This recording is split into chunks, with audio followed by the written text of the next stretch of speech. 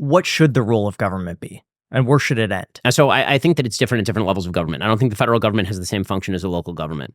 So I sort of have a basic formula, which is that the more homogenous a community is, the more local government can set the rules for the community, and the less it actually needs to, because people tend to agree more. When people tend to agree more, there are fewer stated rules, but more actual social rules. Social fabric. Right, exactly. Yeah. So like in your family, there's not like a list of laws in your family, in your house, but everybody kind of knows what the rules are because you live in the same house. And the same thing happens to hold true in your community. You kind of all know informally what the rules are, and it's sort of enforced by social sanction.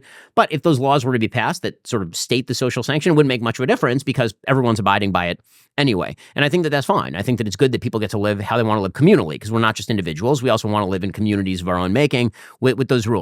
Think of an HOA, right? HOAs are super annoying and they're really irritating, but also they make sure that all the lawns in the neighborhood are clean.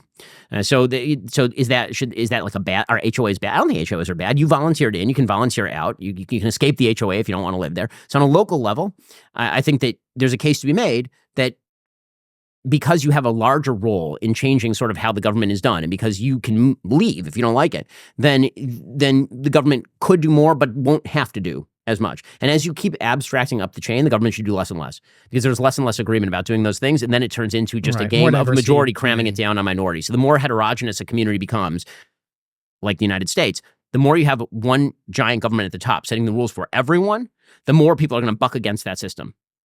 Right. So ironically, you could set lots of rules at the local level and get no pushback against the system. But if you set those rules at the top level, you're going to get tons of pushback against the system, and you probably should. The HOA example is a really interesting one. I've never thought about it like that.